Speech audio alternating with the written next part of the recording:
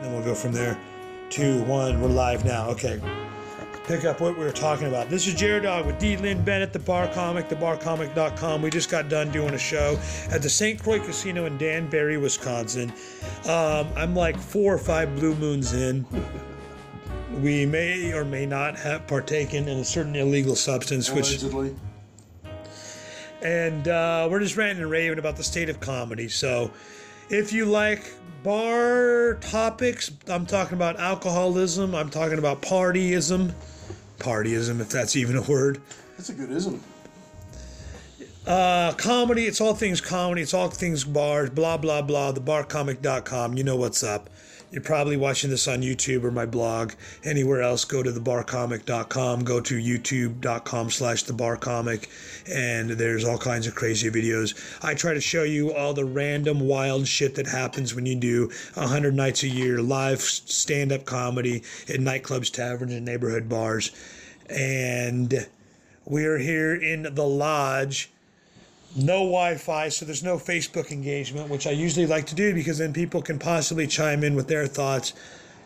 Who gives a shit? Because we've got our own thoughts anyway, man. I'm ranting and raving. Derek's ranting and raving. What else? What were we talking about? What comics need to do? Wearing a suit? We were talking about, overall, the concept we were talking about was credibility with your audience and being genuine. And we were talking about how some people don't even take into consideration their wardrobe when they're thinking about congruence with their act. And, they're wearing a suit because some booker told them to, and that would be the successful thing to do. Right. They're like, if you want to look like a headliner, you got to wear a suit. It's like, I know, yeah, wear the suit. If you're going to wear a suit, but then you got to know what you're doing when you wear the suit. If you just go to Walmart and get a suit just because it's a suit, and it looks like dog shit, but it's what you can afford, but it's like, well, some booker told you got to wear a suit, but it looks like dog shit. You look worse than the guy who's wearing a fitted t-shirt and nice tight jeans that look good, that are stylish. Right. And your point was you can develop a wardrobe that will fit with your style of comedy and reinforce all these things, like common experiences with your audience is what I said. If you're wearing an outfit that's congruent with your act and your audience feels that credibility and that you're a genuine person, then the shit that you're wearing helps your act. I think it needs to look nice. You are performing in front of people. You are doing a presentation. You are getting paid. If you want to, even if you're not getting paid, you still, that's not necessarily the mark of a professional. Even if you're not getting paid, you want to present yourself as professionally as possible with quality in mind, which is, in my opinion, that's what that means.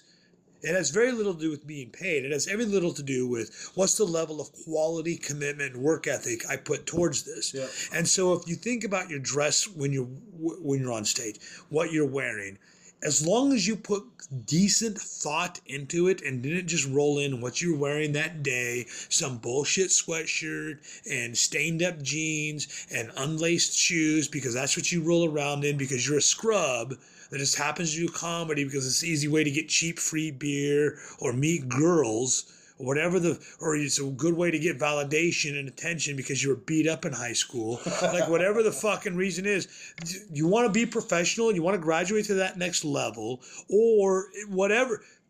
If you are traveling the road, there are some guys that are road pros that are the one-nighter that are probably doing the same gig that we did tonight that are just going to roll in whatever bullshit that they're wearing, have no thought put into it. You put all the mark is not what you wear, it's the thought you put into it ahead of time to go, okay, does this, like you said, does this match my character? Yeah. Is this congruent for what I'm talking about? And if so, is this the nicest that character or that persona would dress? If you put thought into adding production value through lights and stuff like that, why would you not take 5 minutes to think about your wardrobe? What your wardrobe is. Yeah, I mean, that's an integral part of creating a character. And even if your character is exactly you should think about it from all those perspectives. And you're kind of an all-encompassing guy. You look at things from every angle and try to find out, what can I do here that will benefit the show? And just figuring out, putting thought into your wardrobe adds production value with almost no effort whatsoever. Why wouldn't you do it? It's no effort and really not any more expense at either, because you got to buy something.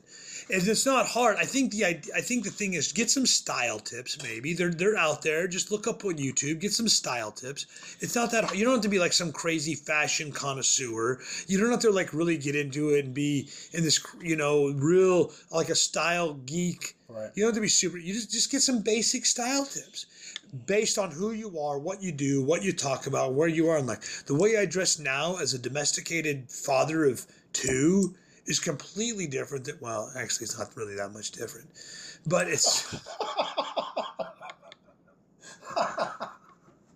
but it works with your act. I mean, right. Back in the day, I would have shaved my head for no reason whatsoever, not give a shit about it. You know what I mean? I'd wear holy jeans and be like, well, I'm the 19-year-old punk kid. Of course I wear holy jeans. I'm a Nirvana fan. Right. I'm going to wear holy jeans and a t-shirt and a flannel and a backwards ball cap. Well, now I just wear nicer jeans, nicer shoes, a button-up shirt, and a backwards ball cap. I still wear the fucking ball cap. But I got like my man jewelry on. This is like a bracelet that my wife made me out of a bike inner tube. That's and awesome. She put grommets in and snaps on, so I wear that for a bracelet. I wear, I got my tattoos. I got a fucking ring finger. I got my bling bling, my zing zing. It's showmanship. It's like Mr. T.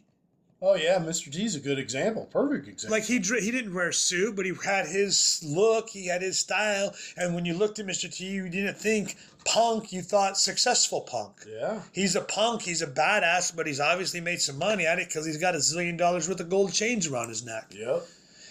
And the reality is, he probably got those out of some fucking bubblegum machine in a supermarket. But he had the look. Yeah. I kind of settled into this spot where I like doing a black blazer. I think that's kind of nice. But I also like wearing a camo t-shirt under it because I think that's sort of true to where I'm at, A little bit of classy, a little bit of camo. Right. I always wear my boots, and frankly, I wear my boots to a funeral. I mean, if it's a funeral, I'll at least clean the boots, but I'm wearing boots, you know what I mean? Because that's who I am. So I feel like that's part of it. I think the boots are important. But I think the blazer is kind of important, and I think a little bit of camo is important too. There might be shows where I do a white button-down shirt and black skinny tie, but I kind of like the camo and the blazer. Well, and they both work for you, especially with the shades. And the shades is your look. So then if you just rolled up in sunglasses and a t-shirt and jeans, you would just look like a... But even just wearing the t-shirt and the jeans and the boots and throwing the blazer on, it's like, okay, that's thought. Thought was put into this presentation. That's what's important, and that's what distinguishes professionals from wannabes, is the thought that was put into it. The professional thinks, what's quality here? Not what's mainstream status quo professionalism, which would tell you a suit. Well, that's what millionaires wear. Not .com millionaires who live in San Francisco. Not Mark Cuban. Exactly. Okay, so it has nothing to do with... Mark Cuban dresses like you. Right. Yeah. So, but Mark, I guarantee you, he's got some thought put into it. Oh, fucking even if he looks like dog shit, there's probably some strategy behind that. Totally agree. Yeah, and that's really the point of this whole discussion, is that just start thinking about, you gave me this exercise a few weeks ago, and it was probably one of the most beneficial exercises that I've done. And that was just answer these questions. Who are you and what do you do? And not some bullshit list of credits. You didn't want that. You wanted me to represent something that talked about the set that I'm constructing, for this show that we've been developing. You've been kicking me in the butt to develop over the last year and a half and motivating me to get it done. And, so I don't know where I was going with that. Well, the point you're making is, who are you? What do you do? Most comedians don't even think that. Yeah. When I brought that to your attention, that was a new thing. But how long have you been doing stand-up? 7 years. 7 years, and that's the first time you thought to do that. Yeah, because I was so, honestly, the biggest problem was every perception that I had about the industry until I met you was wrong. And it was accepted practice. It was stuff that I didn't come up with. It was stuff that was told to me by headliners and club owners, and that's all bullshit. It's quote unquote conventional wisdom, but it's not actually wisdom. It's just passed along repeated bullshit. Yeah. It's mainstream narrative horseshit. The mainstream is not the mainstream. You know what's actually mainstream, what's actually popular is nicheified stuff. Yeah. You know, that's why we do a podcast like this. This isn't mainstream. This isn't going out to millions of people and we're trying to get like everybody because we have a responsibility to advertisers. This is for free. I don't have any fucking advertisers. I don't give a shit. But I have a YouTube channel. I have a Facebook following. I have real life fans that follow me from gig to gig. This is for the tribe. This is for the tribe. And so we can get nicheified. We can talk about Lynn Bennett's personal problems and fears and frustrations. We can rant and rave and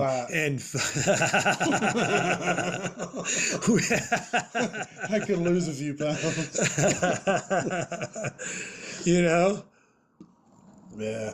The general public, honestly, doesn't give a rat's fucking ass.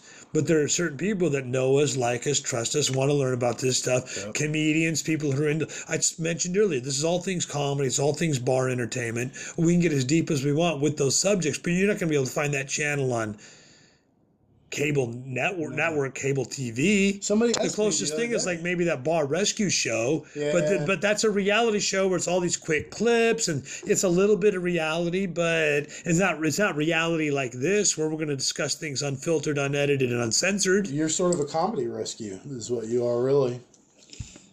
That would be a good show. Yeah. You know, Comedian 911, like some comic who he's got it, he's right there, but he can't get out of his own way. Yep. And you send me in to fucking kick his ass and say, dude, you're thinking about it wrong, you're trying to be your this and that. Most comics, honestly, they're their own worst enemy. Oh, I totally agree.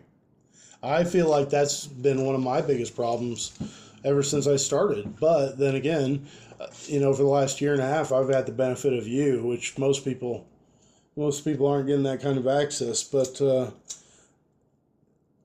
biggest thing that I've taken away from this whole experience with you is that the things that were accepted as hardcore truths in the industry weren't. And I've learned that I need to look at it from a different perspective, you know, like even this show that I'm trying to put together, you've been from the beginning telling me, you know, you can't just go out there and do the same route as everybody else. First of all, because the stages aren't there anymore, and because who wants to play that political bullshit game with comedy clubs, you know what I mean?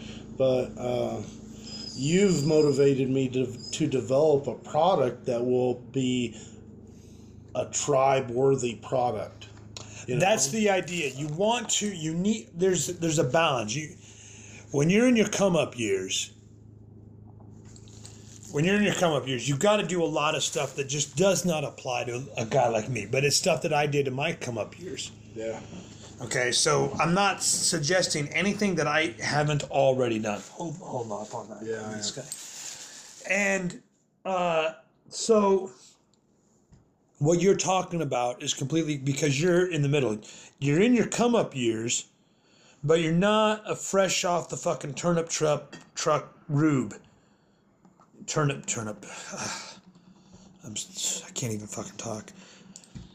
You have 7 years? 7 years of so you know what you're doing. But there's a disconnect between what you're taught, what the mainstream attitude towards how to make a career in comedy is, versus what really works. Right. And this is true in a lot of ways, in all kinds of industries, in all kinds of aspects of life. What 90% of the people say or do, what the mainstream says or does, is typically wrong. Yeah. Conventional wisdom is not actual wisdom. It's just conventional. It's just passed down, repeated bullshit That doesn't work. And how do I know this? Because most people read at a 6th grade level. That's statistically true. You told me that. I was surprised by that. Look it up. I can't give you the footnotes on that now, but just Google average reading level of an American citizen. It's around 6th or 7th grade. Wow. Maybe even lower. That's brutal. Okay. Most people are broke. True. And most people are obese. No offense to present company.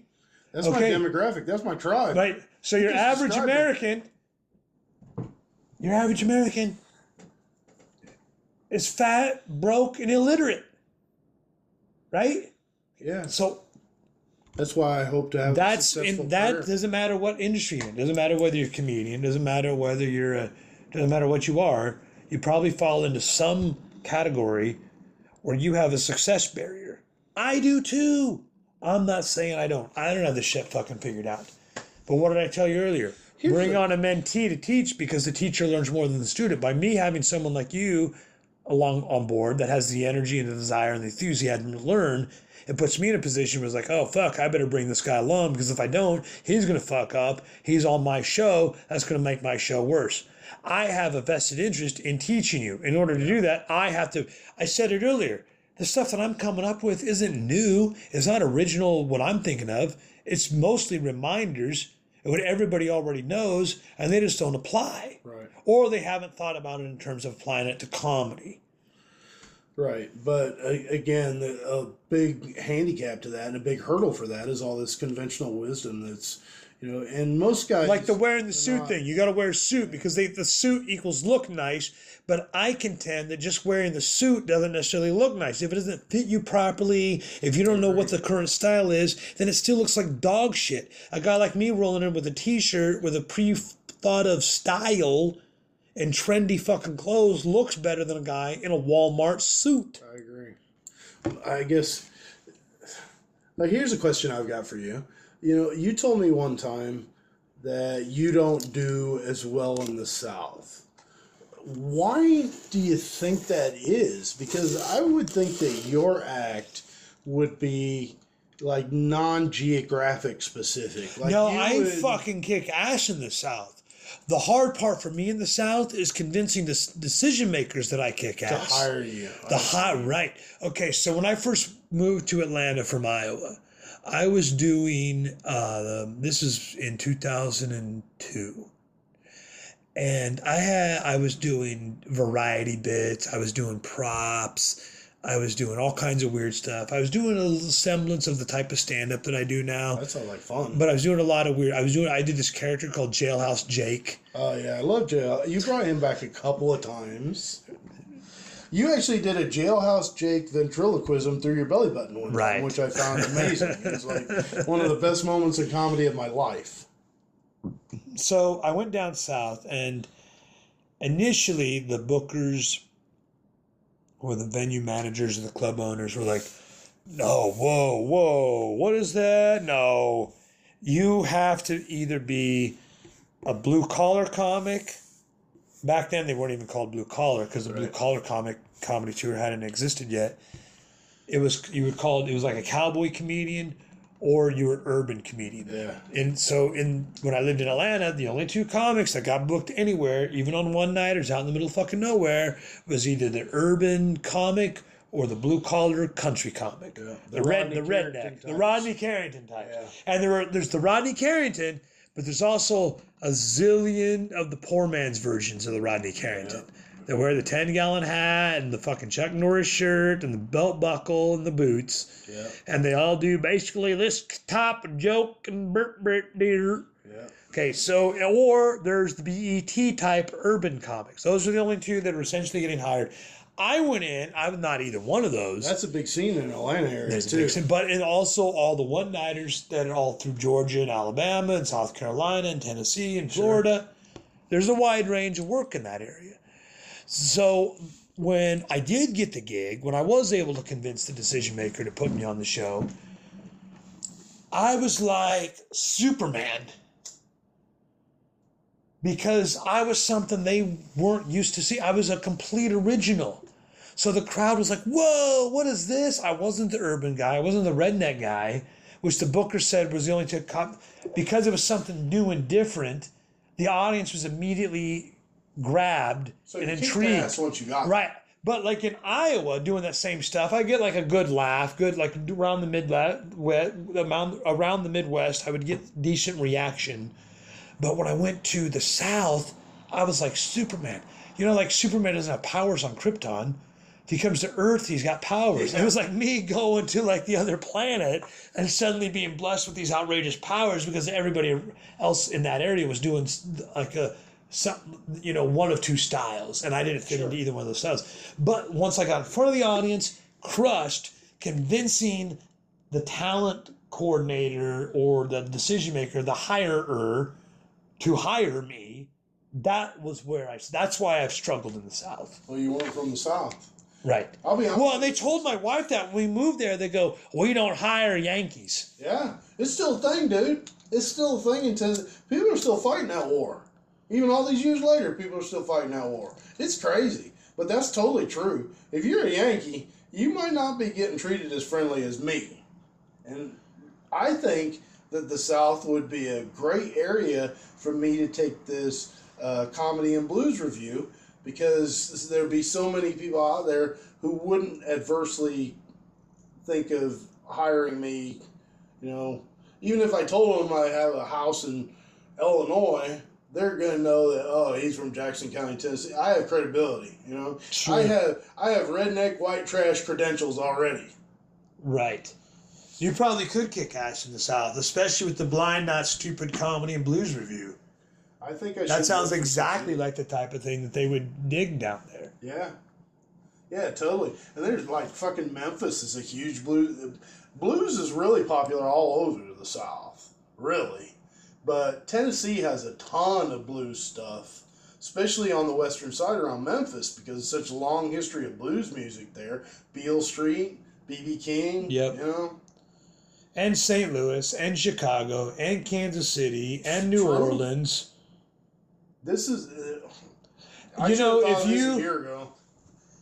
if you could come up with a concept for recurring content, you could even find the same place to book you every month, because the people don't mind hearing the same music all the time. They like that. People don't like hearing the same jokes all the time, though. Right.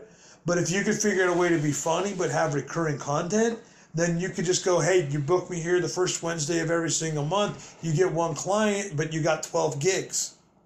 I think that could be possible, because I really like the idea of the 60-minute set and just not having an opener, not having an MC, not having a middle, just 60 minutes of me and Guitar Guy.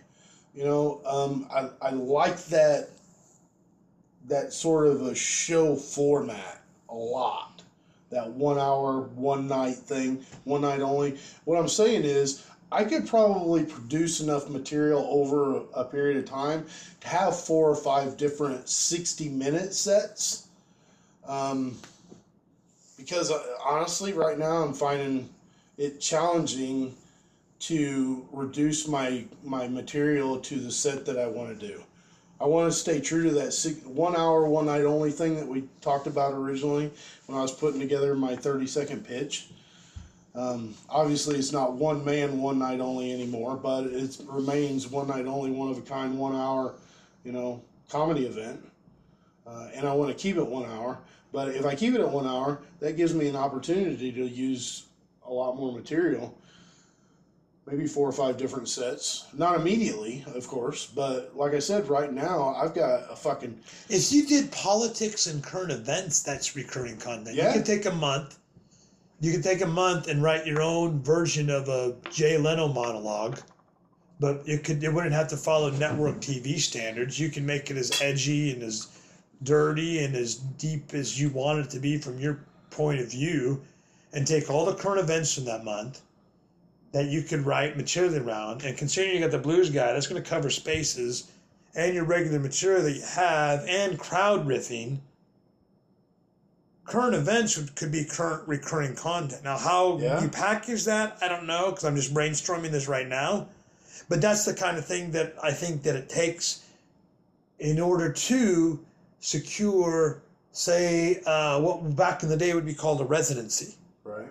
Where if you did a residency in Vegas, you just did the same theater for 3 months straight. Well, that's because they have tourists, so it's always a different audience. But if you go into the same bar, a lot of times it's the same customers, you're going to get a reputation, you're going to develop fans, they're going to want to see you do different stuff. But that's also part of your leg up. It doesn't have to be super polished like a stand-up set because they go in already liking you. Yeah. So then you go with just a Lynn, Bennett point of view on some current event with blues guy bashing out some riffs. People will cheer that shit on. Even if you took 5 minutes and went and got a drink and took a piss, blues guy's up there bashing riffs. Yeah. Yeah. I really like the flexibility of this. Adding him, I think, was a really good idea. I think it gives me a lot of different ways to go. And like you said, when we were over there at the casino, nobody else is doing it. Right. And that's the thing, a lot of stuff works. It's like, it's not just the blues guitarist plus a comedian. Now, it's not, okay, as a comedian, you're okay. You could work your way up to headliner, just like anybody does. It takes time. It's a slow burn. Blues guitarist, just on his own, okay, pretty good. A lot of them around, though. But the combination isn't just the 1 plus the 1 equals 2. It's 1 plus 1 equals 10. Yeah. Because of the potential. Yeah, I agree. I really like the idea, and I think it could be a vehicle for him too. And honestly, he deserves that because he's a fucking talented guy. But he's a guy that's not able to deal with the politics of bands, and he doesn't fucking want to. He's sort of a shamanistic dude, and when all the drama comes in bands, that always comes in bands, he's not a dude who wants to engage in that. Well, then this would be perfect. Yeah, he's about the creativity and the music and putting on a good show, and he doesn't like the political bullshit with it. And, I think it's a perfect situation for the both of us because it could be something that we book every week, I think. You could book it every week in different spots. No matter what happens, you could be booked every week, either between that and then this. Yeah, and I want to make that clear that even if this is something that works out really good and something that you end up booking under the Best Damn Bar Shows umbrella, which obviously is my long-term goal, I want to have a quality enough show that you would call all your venues and have no problem putting it in there. We can talk about that later, but it's a good concept. Yeah. But that's my goal. That's where I want to get to. And I think this vehicle will really allow me the opportunity to get there. And it gives me the opportunity to work with you, and you can say, this is what I like about it, and, this is what you should keep. Just like we're doing with everything else. But now you've got a product that you think is really good and will sell to your venues, and I'm fucking happy about that. It's like the first time as a comedian I've gotten to a point where I think, okay, you know what? I'm making some fucking progress here. Really, over the last 3 or 4 months is the first time on stage where I occasionally have moments where I feel like a comic. Like a real fucking comic, I don't know if everybody has that sort of experience. Everybody's immediately confident, but I felt like an apprentice my entire 7 years. And recently I started working on some timing and stuff, and I thought, that's, to me, I'm starting to feel like an actual performer occasionally, and that's huge. And now to pair that at the same time with a concept that you think is marketable, I'm really happy with where I'm at. Well, that is huge. I think it's an identity that you have to take on. And it takes a while to get that. So for 10 years, I never thought of myself as a comedian. I thought of myself as a guy trying to become a comedian. And then but I can't think of the time when, oh shit, this is when I realized I was a comedian. It's like right now, if you would ask me, yes, absolutely, 100%. Why? because I love every single day doing it. I make my money doing it. I provide for my family doing it. I'm really fucking good at it. Like, I'm not going to sit here and be like, oh, I just do my best. Right. Yeah, I am humble about it, and I'm very grateful for everybody. I think I make that abundantly clear, and I tell people thank you all the time, but I know that I'm giving my best skill. Like, this is my skill in life. Right. If I were to do anything else, I would not be doing my best skill. So I'm good at this. I agree. So that said, what was I fucking talking about? You're doing what's exactly right for you to do in life. That's what you were talking about. I would now claim that I'm a comedian because of those qualifications. Because I can say this is what qualifies me as such. Sure. But I can't think of a time when I was like, boop, now you're that. But you do remember a time where you felt like me, and probably yes. the way a bunch of other early comedians feel. And I've been thinking about that, why that is. It's because there's pursuit of a role, or there's pursuit of a title, or a position, or a certain accreditation, or a certain accomplishment. There's pursuit of this thing. Once I get on TV, then that. Once I become a headliner, then this. Sure. And so they're pursuing a designation, which is really just something abstract anyway. There is no fucking diploma or framed certificate that goes on your wall when you become a headliner. It's not like, and now, ladies and gentlemen, the class of 2017's headliners, leading the class, valedictorian D. Lynn Bennett. That would be so much Bum, bum, bum, bum, bum, bum, bum, bum, bum, bum, bum, bum, bum, bum. And you all walk down in a line, and your parents all up in the fucking bleachers. Derek did it.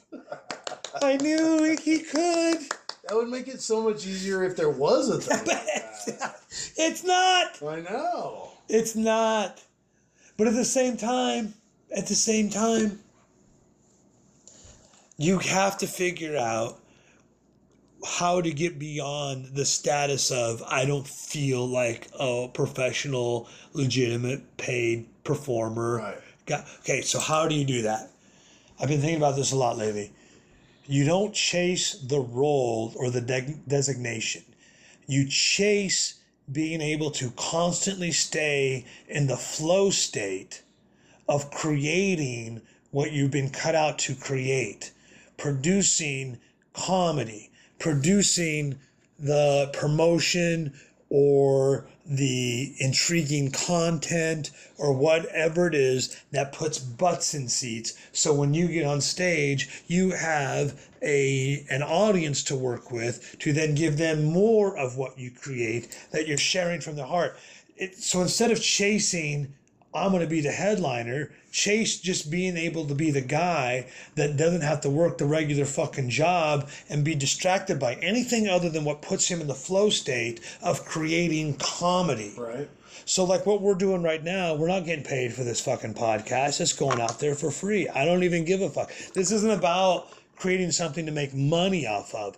For me, the professionalism of this is even when we could be sitting here just watching cable TV or Netflix or jacking off the porn, what are we doing instead? We're doing a podcast, we're talking about comedy, we're doing jokes, we're making each other laugh, we're creating shit to keep us in the flow state of creativity, no matter what, day in and day out. That's what professionalism is, in my opinion, regardless of whether you get paid, is producing as much content and value as possible, whether you get paid or not. That's what we should all be pursuing. Not, I'm the star of this, or I'm the headliner, or I perform here or there. Be pursuing the ability to stay in constant flow state. So by your metric, I should consider myself a comedian now. Completely. If you are doing this, if you find yourself, and I do too, every once in a while, I'm like, I'm not in that flow state. I'm like fighting against the fuck. I know I'm not. I can feel it. Like, why is it not coming to me? I'm on stage. I'm just rattling through the fucking script and doing the shit because I know it works. And that's part of the problem as well. Right. Because I know it works, it becomes an easy crutch. But then that is also, in a way, yeah, I'm delivering quality, but it's also then a hindrance to further development. Sure. But every once in a while, I find myself in that position where, you know what? I just don't fucking feel like it today, man. Right. I drove 8 hours. I'm tired as fuck. I've got all this other shit going on in my life. I haven't had weed for 2 weeks. Whatever it is, I have to just fall back on the basic bones of the script and just deliver the goods. Again, being professional, being funny, even when I don't feel like being funny. And even that low, like in my world and based on my metrics of personal quality, it's low level. They don't know the fucking difference, and they don't need to know the difference. Right. They laugh just as hard. But for me, I don't necessarily feel the fulfillment. But what I do get out of that is like, oh shit, what did I do to lead up to this? What do I need to do to snap out of it? Right. Then when I get back into a situation like that, where I'm not quote unquote feeling it, where I have writer's block, whatever it is, I don't even worry about it anymore because I'm like, I know what to do to break out of it. What do you do to break out of writer's block? You never have it because you just write every single day, even if it's dog shit. You just get on stage every single night. You do recordings all the time. You put your shit out there, even if it's dog shit, just to stay fluid. Exactly. That makes sense. That's what we should be pursuing. If you go get another job, unless that other job somehow is congruent to doing comedy, like if you were to become a video editor or work in a radio station, or even if you were to do something that had something to do with what you talk about on stage, like if you were to go be a parenting advocate, humorous speaking, right, or whatever, if it's an ancillary topic or skill, but that ties into your comedy, that still counts because you're staying within your skill set. If you're going to do something completely opposite or completely different that has nothing to do with fucking doing comedy or what you talk about as a comedian, like if you go off and be a fucking iron worker all day long. Now, there's nothing wrong with being an iron worker, but then you go and try to do comedy on the weekends, but you never talk about being an iron worker. You never bring those experiences you just try to write jokes and be the jokester. Yeah. You're going to fail. Yeah. Because you got to have some sort of a blend. If you're a personal trainer and a comedian, you should be talking about being a personal trainer in your comedy. And you should be funny to your personal training clients. I agree. Blend the two. That's how that shit works. You know, you're doing it with the guitar thing. You're going to blend two seemingly opposite things. Comedy and blues. One's sad. The other one's levity.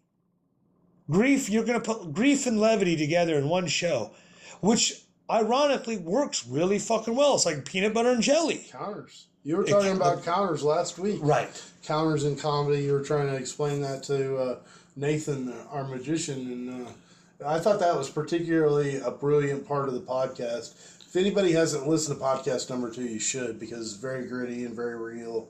And if you're a comic, there's going to be some things in there that are going to be like, oh man, wow, that's really... Yeah. Or you'll think I'm completely out of my fucking mind. No, we were yelling at each other, man. I know. Oh, we were drinking too.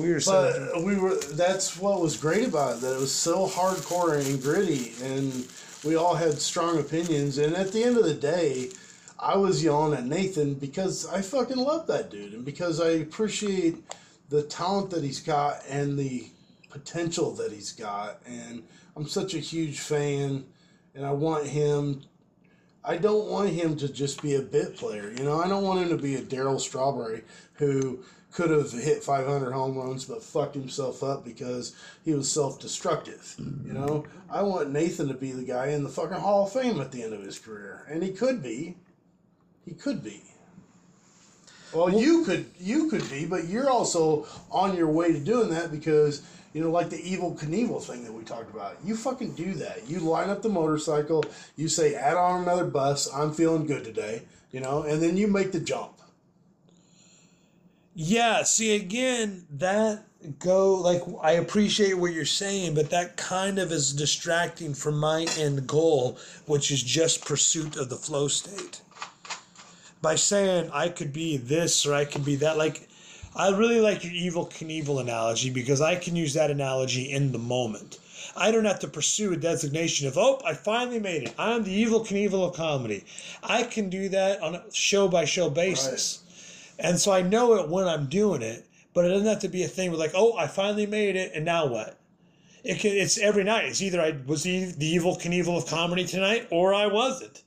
Yeah, but either I tried to jump the Grand Canyon, or I made an excuse why I couldn't. It's never a distinction, because even when like last week, I was the Evel Knievel of comedy. Yep. But that doesn't mean I will be next week. Maybe. I don't think you don't know. Maybe not. Maybe next week will be the week where I'm a pussy ass bitch and I just do the script because I don't feel like fucking creating anything. Yeah, and then I'm down on myself. Even if you do that, you are doing. See, you can say that you don't want to pursue the designation, and I understand that, and I get it from a conceptual perspective. But what I'm telling you is, if somebody asked me personally, who do you think the best comedians of all time were or are? I'm going to give them the names like Richard Pryor. I'm going to say people like George Carlin. But I'm going to also throw the mighty jer-dog in there, because you have this holistic view of comedy and the industry and creativity and all these things that you consider every single day. You put thought into the booking process, and you put psychology into how you talk to venue owners, and you talk about added quality, added value, and making that a surprise and doing it as you talk about all these things, all these concepts that aren't just the 60 or 70 minutes that you're talking to people on stage. So you can say, I'm not pursuing that designation. I don't give a shit. I'm putting it on you anyway, because nobody else that I've ever met has that sort of holistic understanding of everything. Really? Yes. Because how many people do you know that have the same kind of view that you have? Not too many. 5% of the whole population of comedy, I'll bet. And that would be a liberal guess. I'm serious. Well, think about how many hundreds of headliners that are completely opposite of you. There are tons of them. You can name them for days. But you sit down and write me a list of guys that you know for a fact think about the industry like you do, and think about it from all the angles that you think of, and try to find the benefits that you find. There aren't too many. Well, I appreciate hearing that. I've always felt like an outsider and alienating from most people, because I talk about stuff in such a weird, deep level that it sounds crazy and nerdy. And then it gets to a point where people are like, I'm just in this for fun. Come on, man. I don't want to overthink it like that. And I get that. I totally get that. But when we start getting into the nitty-gritty of like what guys need to do to achieve this or get to that next level or whatever, and we're talking about the distinctions between who you're talking about, the Richard Pryors and the George Carlins, even if they didn't think about it, even if Richard Pryor, I don't know whether he did or didn't. I didn't fucking know the guy. So whether he did or didn't sit back and go, here are the principles and fundamentals that I need to abide by in order to get to the next level, or whether that shit just came natural to him, the evidence is still the same. It doesn't matter whether it was deliberate or accidental. It's still the exact same behavior applied to achieve the same result, which if you know it going in, you can manufacture. You can manufacture celebrity. Now, whether you'll have something that hits the right place at the right time, that's luck. There is a lot of luck, and that's something else people don't like to buy into. Luck. I used to be a guy that I didn't believe in luck, but I do believe in luck completely. I believe in there's good luck, there's bad luck, and I think that bad luck a lot of times can be good luck. I agree. If you just know how to manifest whatever luck you're given. Luck meaning the situation, dynamics, and variables that you can then use your weird X factor thinking, uniqueness, and apply it to your situation to create something. That is luck, combined with all the stuff that you can't control. So if you get a situation that's an obstacle, That might seem like bad luck, but maybe that's good luck, because then you figured out how, the next time this happens, how to deal with it. Yep. Like when the fucking lights and sound went on me in that casino in Deadwood, South Dakota, where I had to do a show with no microphone and no lights. You could say, oh, that's bad luck. It ruined his set.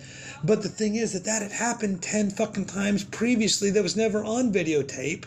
And I just knew I've done shows where the lights went out. I've done shows where the mic went out. I've never done a show before where both went out at the same time.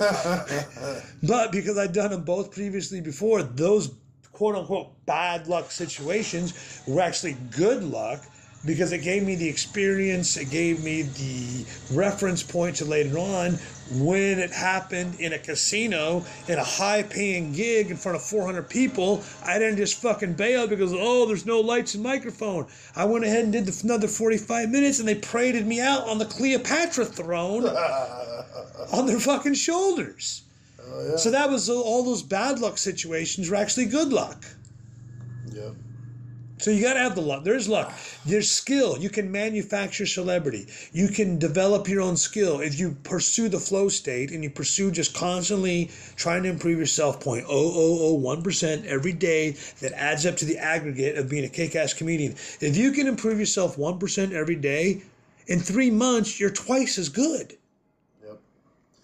That's my goal. I mean, I put up a meme not too long ago on Facebook that basically says exactly that. I'm going to the top of the hill, and some days it might be at a sprint. Some days I might get a couple of handholds in. Some days I might fall back down the cliff and have to do it all over again. But God damn it, I'm going to the top of the hill. That's where I'm going to be. You can find me there, and I'm not going to stop until I fucking get there. One of these days. But how will you know when you're there? Me? I don't think I ever will. You're blind. But, metaphorically, right. I don't know if you ever really know that you're at the top of the hill. You don't until you get there. I don't think. Well. And even then, there's another hill. Yeah, and the struggle is what it's all about anyway. Even if you achieve success, the things that you remember were the struggles to get the success. Once you're there at the top of the hill and you're looking down, what do you think about? How fucking hard it was to get there. But that's where I'm headed. My goal is the top of the goddamn hill. And I'll take whatever progress I can get. I'll take the slipping down the hill and then having to reclimb that whole stretch if I have to. If it gets me to the top of the goddamn hill.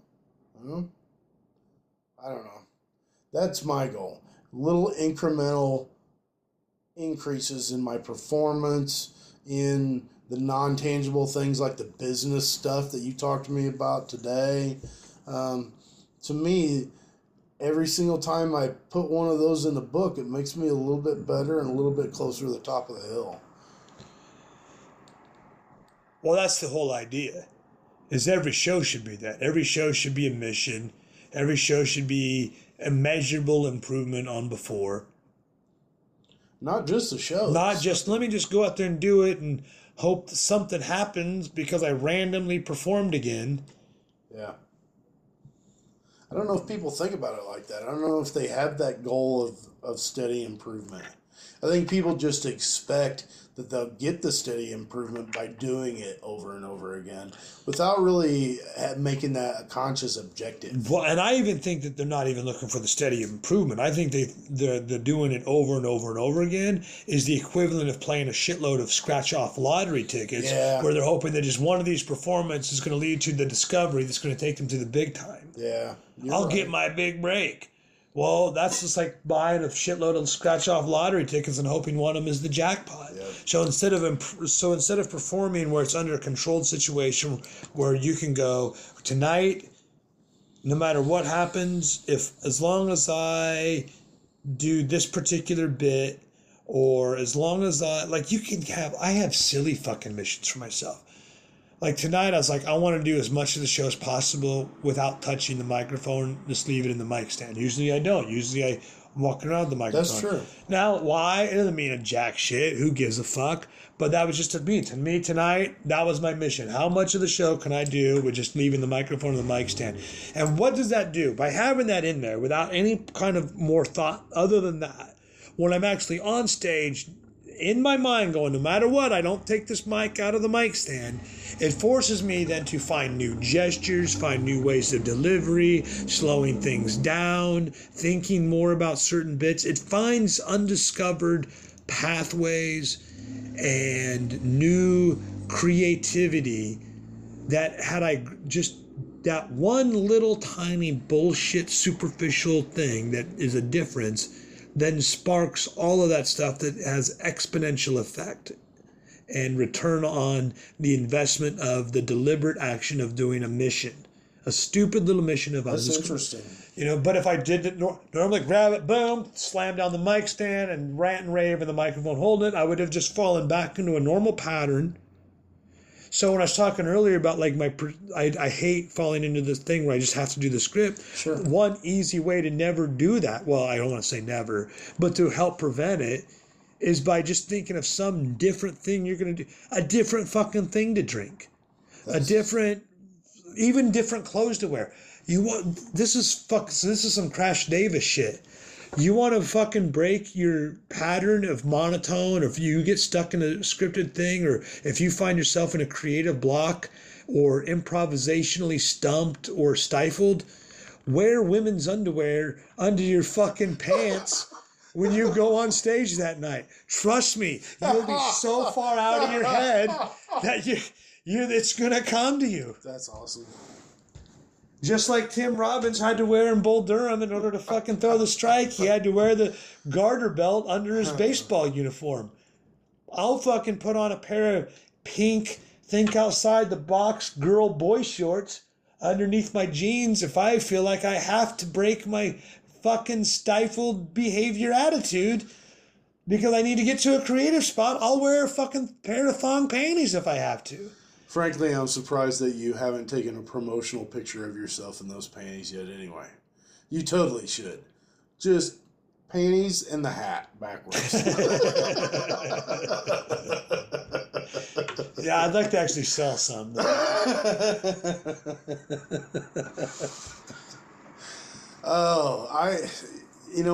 I hate to like rip on comics, but newer comics, one of the things that pisses me off is sort of the opposite of what you were talking about before, where it's hard to really gauge in your head whether you have reached that threshold where, okay, now I feel like a comedian. I think there are some people out there who achieve that threshold artificially, like in their own head.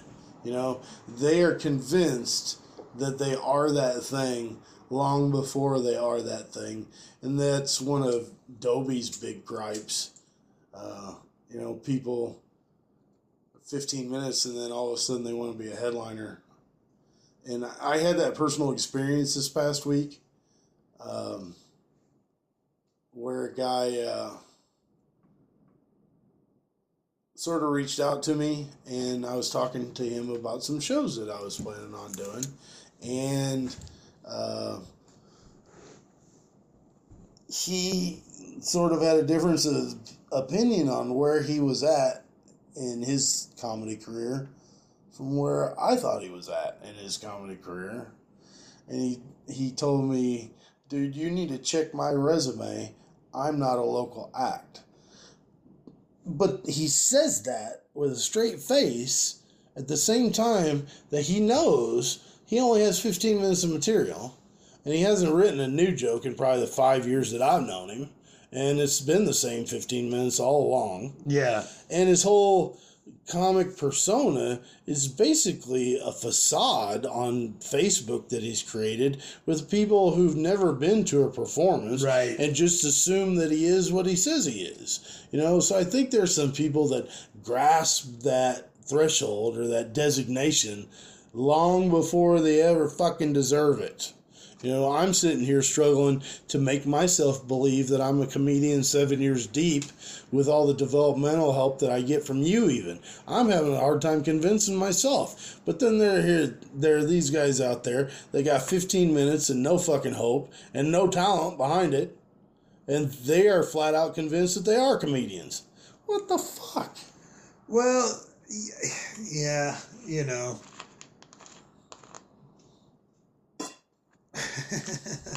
I hate to grind. I hear what you're saying. Everybody's got their own distinctions, their own identities. It's what you identify as, but that also doesn't necessarily mean that's reality. Right. And that certainly isn't reality.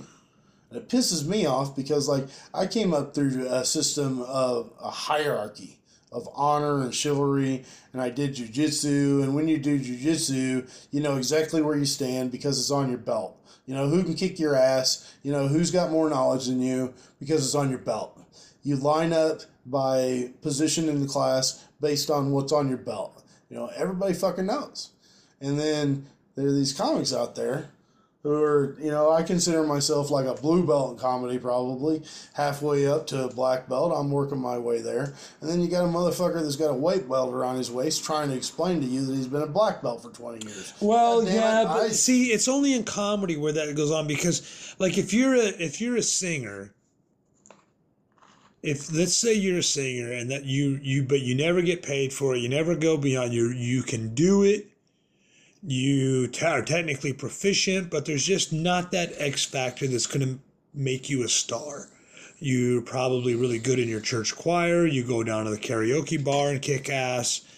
You know, maybe you're even in a band, but the band's not really going anywhere. You can identify as a singer and just be, I'm a singer, and not ever do. You can just be that. You could do that as an actor. You could just do community playhouse shows. You could just be an academic theater. You could just be a high school. But if you think in your mind that that's what you are, and that you could think, I'm an actor, you'll call yourself, I'm an actor. What do you do? I'm an actor. I'm a singer. I'm a dancer. I'm a this, I'm a that. For some reason, it's only comedy that gets challenged. If you're in the high school band and you play drums, okay, you know how to play the drums. Right. But it doesn't necessarily mean you're going to be in a fucking rock band. It doesn't mean you're Tommy Lee.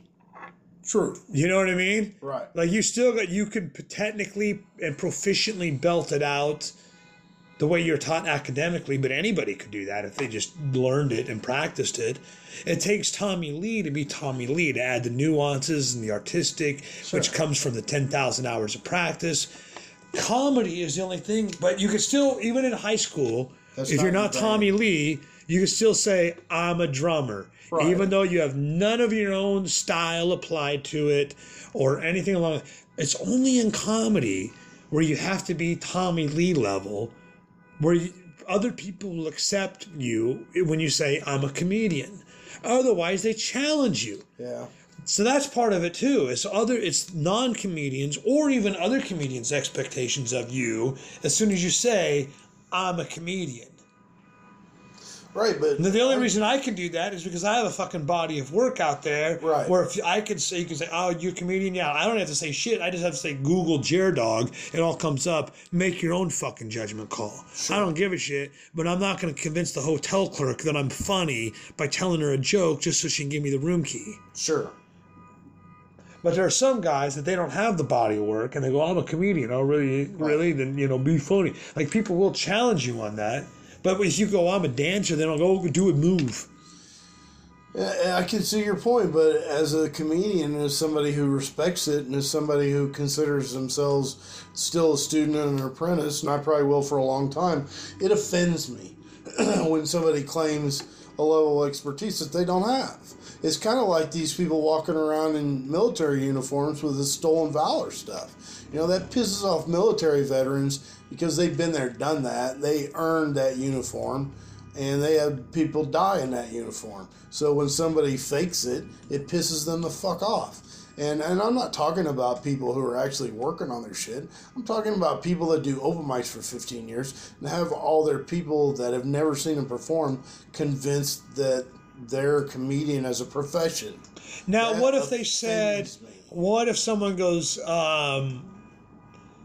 they're asking them where that would come up, like, hey, what do you do? Or what, and they go, what if they said, I do stand up? I think that's a more vague claim. I'm not going to call you on that necessarily.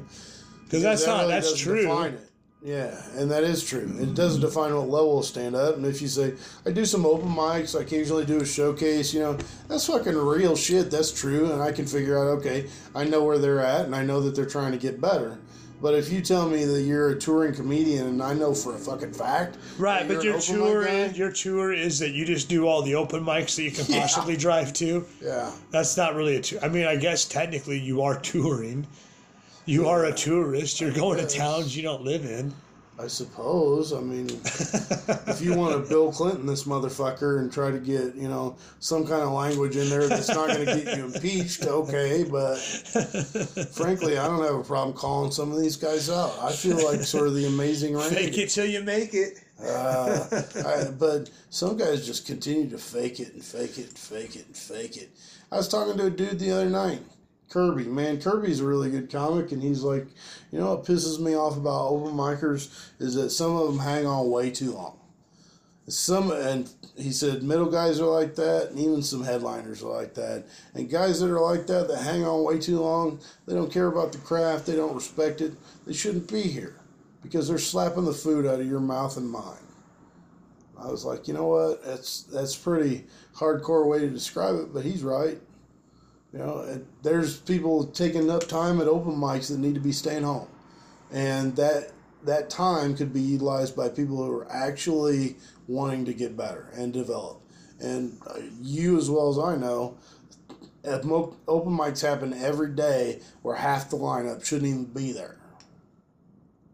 That's probably true, but that's probably true of any industry at all. Most of the people shouldn't be there. You look at most jobs in most fields, they're usually incompetent. They're stealing from their employers. They're, like a lot of people, there's a lot of really hard workers out there, local businessmen. There's a lot of people that are really fucking kick-ass at the jobs and they love doing what they do. But there's also a lot of people that are clocking 8-hour days that are maybe putting in 2 hours of work. That's true. And they're sucking while they do it. But that how many times you go somewhere and they can't, how many times you go to a restaurant and they can't even tell you the answers that you might have off of the menu. Right. To the questions you might have about the food. They don't even know the right answer to it. And I wouldn't argue about the identity of that person as a wait staff person. Whatever their role is. But honestly, with my position as a comic and feeling like a true student and trying to apprentice myself to a guy like you, a fucking Jedi Master, it offends me to see people who, at best, are students and tell people that have no intimate knowledge of the industry, oh, I'm a comedian. If you're not making enough to claim it on your taxes, bro, you're not a comedian. You're a hobbyist. Yeah, well, again, that's pursuing a distinction as opposed to pursuing the flow state of just doing it day in and day out. Then you don't have to make the distinction, and you'll just know it when it is. It's what I started the whole premise with. I never could think back to it. I could remember being what you're talking about, going, man, someday when I'm a comedian, even though I was doing stand-up, I was thinking someday if I could be a comedian. I was doing stand-up, but I was thinking if I could be a comedian. I wasn't thinking even when, or that's what I wanted to do. I was like, if I could do that, because I didn't think it was possible to make a living at it. I knew guys did, but I was like, oh, that's because they had some other opportunity that they did stand up from. I thought you were an actor in a sitcom, and so then when the sitcom isn't running during the summer, you go out and do stand up or whatever. I didn't think that you just do from the ground up a stand up routine and then take it from there and could only maybe only make a living doing stand-up. I didn't even know that as a career path. So I thought if I could do that, I didn't think when or hope to. I thought if that. And I thought that even after I was doing it professionally for a very long time, I was like, 2003 was the last job I ever had other than stand-up. So what is that? 14 years? Mm-hmm. So for 14 years, I've not had any other type of income other than what I make doing comedy. I would say just in the last 4 or 5 years, where if someone asked me, what do you do? I would say, I'm a comedian. But I can't think of a time when it was like, oh, that was the designation. That I can only think that now because of the way I've thought the last 4 or 5 years, where I really like this. I'm really good at it. It's something I want to teach others. It's something that I want to eat, breathe, and pursue and obsess over every single day. It's something that I never see myself retiring from. I mean, the only thing I see myself retiring from is the rigors of the road. I cannot stand that. But as far as like doing comedy, eating, breathing, teaching, talking, learning about comedy, writing comedy, I can do that till I'm 92 fucking years old. I can do that if I have arthritis in my hand, sure, because there'll be a recorder that I can talk into. And chances are by the time I'm 92, it'll be some weird thought machine that I don't even have to remember the jokes, because every time I think it automatically gets recorded somewhere. Who the fuck knows? But the point is that there's nothing, there's no barrier to this as long as it's a lifelong commitment. There is no retirement. Well, do you ever see yourself transitioning from comedian to something else? Like, you have a lot of other plans. Do you see yourself ever seeing yourself as like a producer or something like that? Always a showman, but always a businessman as well. P.T. Barnum, Vince McMahon, Don King. You know, now they may have bad reputations amongst, they may have some crazy stories of some, but this is not what I'm emulating. I'm emulating the showman / businessman, the guy who can get up and entertain the fucking pants off the crowd, but also the guy that knows how to put butts in the seats.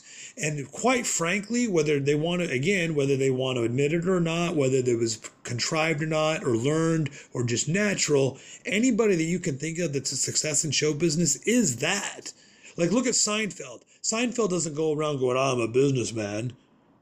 But he was the executive producer of his sitcom. It was essentially Seinfeld Productions putting that on. Yeah. You know, it wasn't like he was just talent for hire and he just so happened to have the same last name as the fucking name of the show. He was the main guy that put it together. All right? Bill Hicks, prime example. I want to be like Bill Hicks. He was against marketing. Why? Because he did a stand-up bit that he said he was against marketing? The guy only put out 7 CDs. Something tells me he was a fucking good marketer. Exactly. And that whole Bill Hicks thing is another new comic phenomenon that I wish that they would get over. Because you have no idea what Bill Hicks thought about jack shit. Exactly. And honestly, if you listen to what he said in his stand-up, a lot of the shit that you attribute to Bill Hicks believing, he would have probably been pissed. He'd probably be like, you didn't fucking listen at all. You didn't hear what I said. You know, I think Bill Hicks would be telling a lot of people that if he was alive today.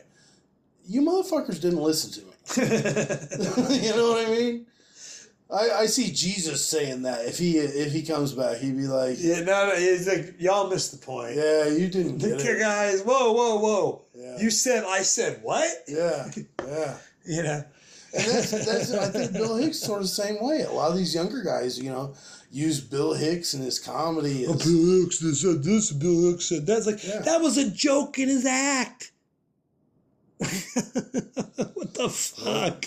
There's only one guy that I would trust to translate Bill Hicks, and that would be Dwight Slade. Anybody else doesn't know what the fuck they're talking about. Well, yeah, and that's exactly it. That's exactly it. No one knows what the fuck they're talking about, including me. All I do is rant and rave and talk out of my ass and hope that something fucking works. Tonight worked, you know. You were talking about guys mailing it in. Tonight would have been the kind of show it would have been easier for some guy to make that sort of decision. But at the end of the night, we have 2 people that walk out the door. Turns out they're a married couple here celebrating their anniversary. They drove a long way to get here, and they were here to see our show. And if we just mailed it in, that, you know, they wouldn't have had the same experience for their anniversary that they ended up getting. That's right. Not only do we make them laugh, we get them laid. Fuck yeah. I guarantee you that guy got default sex tonight. On that note, let's wrap it up. I'm tired. I have a long drive tomorrow. Me too. Go to thebarcomic.com. Go to blindnotstupid.com. Watch out for the next episode, whenever that may be. I don't know what order these are in, so I don't want to like say this is numbered that or this or the other thing. I don't fucking know. I might go back and listen to this and think I sound completely retarded and not even post it. I'll probably have to edit out that last word because I'm not supposed to say retarded anymore. Derek Bennett. Those words. Can't say retarded anymore. We covered that last week when we talked about words. And I thought that was kind of a cool part of that podcast last time where we were talking about how words can sometimes, you said queer the punchline. You remember? Yeah. I was talking about how fag or gay can impact the joke and the laugh because of the way people feel politically now. You can say gay and they gets a big laugh. You say fag and they're really hesitant to laugh at all. But, sure. Sometimes... but that's because you're calling a gay guy a fag. If you're calling me a fag... Right. Then it wouldn't be the same thing. Right. You can call me a fag.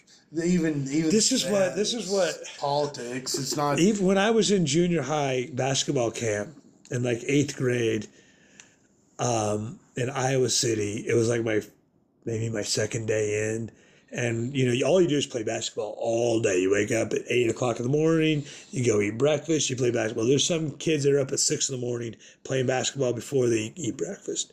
All you do is play basketball all day, pickup games all day long. Mostly black dudes, right? And they're all running around, N-word, N-word, N-word, N-word, N-word. So I'm playing in the pickup game with them. We're all yelling shit. And I go, over here, nigga. And they didn't give a, they didn't, no one gave a fuck. Wow. They're like, oh, yeah, wow. Like they were like kind of like made a big deal out of it, but there was no.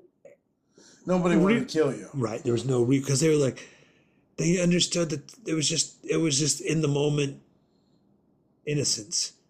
They understood the intention. I was like, we're on the same team. We're in the fucking heat of the battle. You know what I mean? You take on each other's lingo. So I got a legit question for you off of that. I did this DNA test where you can send in your blood and they'll give you a report on what your ethnicity is, where you came from based on your biology.